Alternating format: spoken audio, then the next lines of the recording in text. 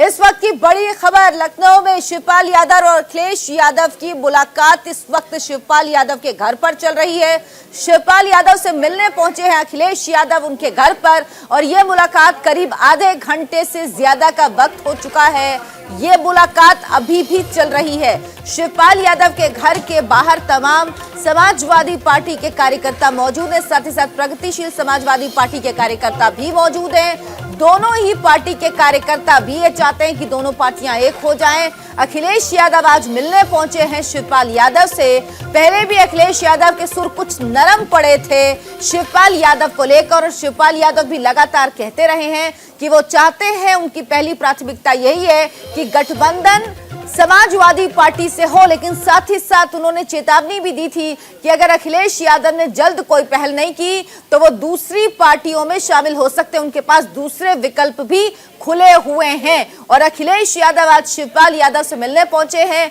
बेहद महत्वपूर्ण है ये मुलाकात। 2017 के चुनाव में शिवपाल यादव और अखिलेश यादव के बीच तल्खी देखी गई थी। उसके बाद चुनावों के बाद शिवपाल यादव ने अपनी अलग पार्टी प्रगतिशील समाजवादी पार्टी बनाई थी। इस पार्टी को लेकर तमाम बातें कही गई, कार्यकर्ता साथ आए, कार्यकर्ता दोनों पार्टियों के बट गए और कहा गया कि 2017 के चुनावों में इसका नुकसान हुआ था क्योंकि शिवपाल यादव और अखिलेश यादव के बीच तकरार शुरू हो चुकी थी और वो कई बार सार्वजनिक मंच पर भी देखने को मिली। अभी जब मुलायम सिंह यादव का जन्मदिन था उस समय देखा गया, उम्मीद की जा रही थी कि दोनों पार्टियां एक हो सकती हैं, अखिलेश यादव और शिवपाल यादव साथ में आ सकते हैं, लेकिन उस समय ये पहल कोशिश की गई लेकिन अंजाम तक नहीं पहुंच पाई। लेकिन अब जब अखिलेश यादव शिवपाल यादव से मिलने पहुंचे हैं तो ये मुलाकात बेहद अहम है।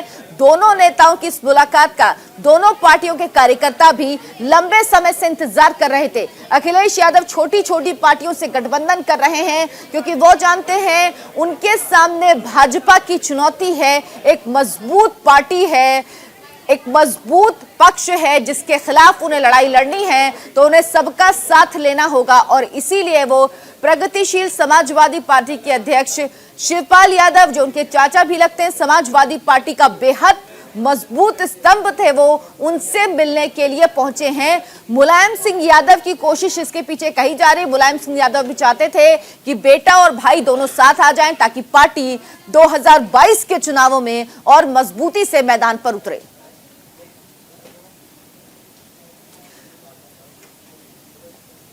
और बीजेपी प्रवक्ता राकेश त्रिपाठी इस वक्त हमारे साथ फोन लाइन पर जुड़ गए हैं। राकेश जी, अखिलेश यादव और शिवपाल यादव की ये मुलाकात हो रही है, क्या आपको लगता है कि अगर ये गठबंधन हो जाता है, विलय हो जाता है, तो आपकी पार्टी के लिए कुछ मुश्किलें होंगी?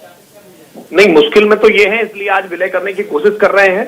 वर्ष 2017 में विधानसभा के चुनाव से पहले जब इनको जनता के बीच में अपने कामों का हिसाब देना था, तब ये चाचा भतीजा, पिता पुत्र आपस में गृह युद्ध में उलझे हुए थे और ये उत्तर प्रदेश की जनता अपने आप को ठगा हुआ महसूस कर रही थी।